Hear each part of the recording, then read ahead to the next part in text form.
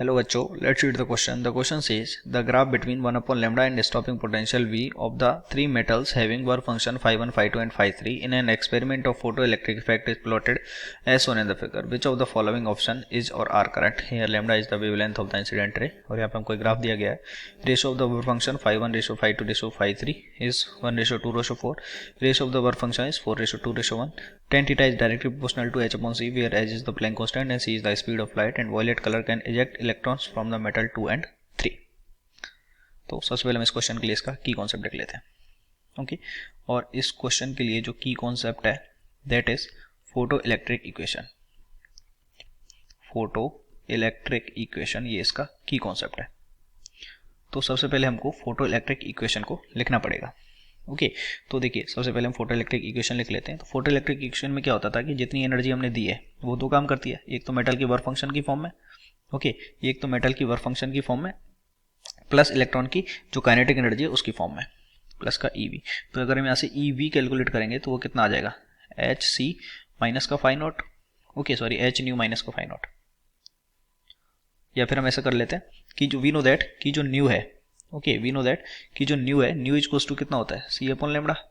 Okay, तो हमने इसकी जगह क्या लिख दिया, एच सी अपॉन लेमड़ा. यहाँ से हमारे पास ये आ गया.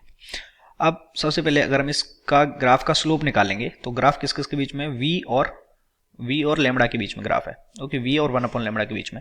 तो अगर हम यहाँ से निकालें वी इज टू कितना आ जाएगा, H C upon e lambda minus phi naught upon e. Okay, और इसको अगर हम y equals to m x plus c से कंपेयर करें तो यहाँ से हम बोल सकते हैं कि जो स्लोप है कि m की वैल्यू कितनी आ गई, क्योंकि अगर ये y है, y एक्सिस पे तो v है देखिए, और x एक्सिस पे क्या है 1 अपॉन लेमड़ा, तो ये क्या हो गया 1 अपॉन लेमड़ा, ये हमारे पास x हो गया. तो यहाँ से हम बोल सकते हैं m की वैल्यू है वो कितना आ गया, एच सी अपॉन ई. और वी नो दैट स्लोप कितना होता है टेन थीटा, तो टेन थीटा इक्वल्स टू क्या हो गया, एच सी अपॉन ई. तो यहाँ पे हमको लगा tan theta is directly proportional to H C upon e. ये बिल्कुल करेक्ट है. ओके, दूसरा, अब देखिए हमको यहाँ पे बोला गया वर्क फंक्शन. ओके, तो यहाँ से हम बोल सकते हैं, देखिए अगर इन सारे पॉइंट्स के लिए, ये जो तीनों पॉइंट्स हैं, इन तीनों पॉइंट्स के लिए हम बोल सकते हैं कि यहाँ पे क्या है, v का वैल्यू 0 है.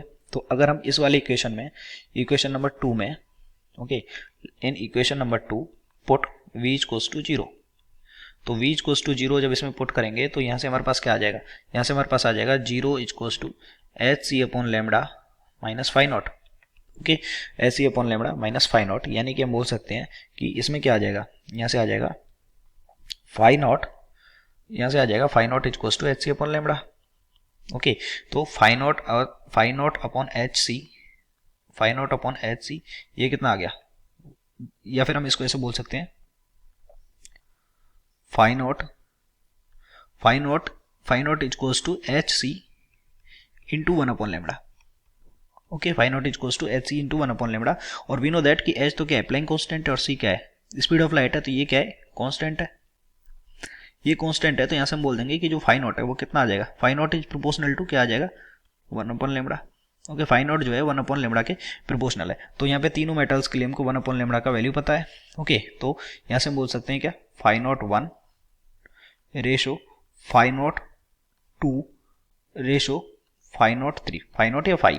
ओके, स्टॉपिंग पोटेंशियल सॉरी ये वर्क फंक्शन. तो ये कितना आ जाएगा इनका रेशो, तो इनका रेशो आप देखेंगे 0.001 रेशो 0.002 रेशो 0.004. तो इसको जब काटेंगे तो ये कितना आ जाएगा 1:2:4.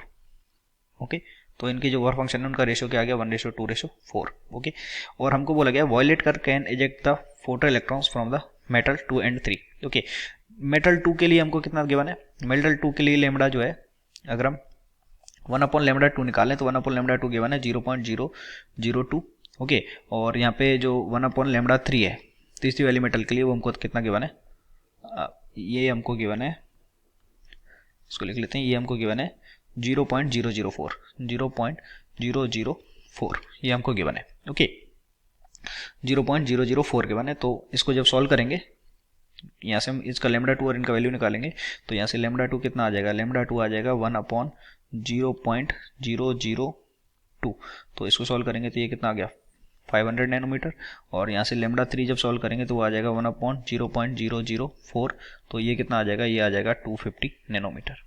ओके अब इसमें बोला गया कि वॉयलेट लाइट अगर हम डालेंगे तो वॉयलेट लाइट डालने पे वॉयलेट लाइट का वी नो दैट कि जो वेवलेंथ होता है वो कितना होता है 380 नैनोमीटर से लेके 380 नैनोमीटर से लेके 500 नैनोमीटर 450 नैनोमीटर 450 नैनोमीटर ये इसका वेवलेंथ होता है। अगर इसका वेवलेंथ ये रहा, अब देखिए जो इसका एनर्जी है, इसका जो वी नो दैट की जो एनर्जी है ईच कोस टू कितना होता है एच सी अपॉन लेमड़ा।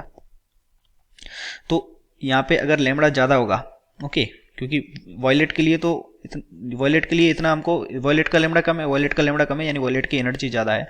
तो वॉयलेट की अगर एनर्जी ज़्यादा है तो 300 वाले से इसका मतलब ये हो गया कि 380 नैनोमीटर की लाइट तक की वेवलेंथ हम निकाल सकते हैं, यानी कि 380 से ऊपर की जितनी भी लाइट आएगी, 380 नैनोमीटर से ऊपर की लाइट आएगी उसके लिए क्या होगी, 380 से ऊपर की जो लाइट होगी उसके लिए एनर्जी ज़्यादा होगी तो एमिशन हो जाएगा, यानी कि इससे तो एमिशन हो सकता है वॉयलेट का।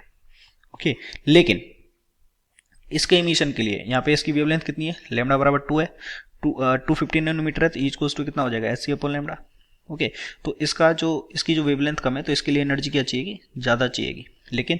लेकिन जो वॉयलेट है, वॉयलेट का लेमड़ा जो है वो क्या है, वॉयलेट के लिए जो लेमड़ा का वैल्यू है वो इससे क्या है ज़्यादा है, तो वॉयलेट की जो है एनर्जी वो क्या हो गई, कम हो गई। ओके वॉयलेट की एनर्जी कम हो जाएगी अगर लेमड़ा ज़्यादा हो जाएगा, तो इससे जो वॉयलेट लाइट से इमिशन नहीं होगा, तो वॉयलेट लाइट से इमिशन नहीं होगा, तो यानी कि ओनली 2 से हो सकता है, 3 से नहीं हो सकता। तो 2 से तो हो सकता है, 3 से नहीं हो सकता, ये भी इनकरेक्ट हो गया, तो only A and C are correct. I hope you understood it well, best of luck.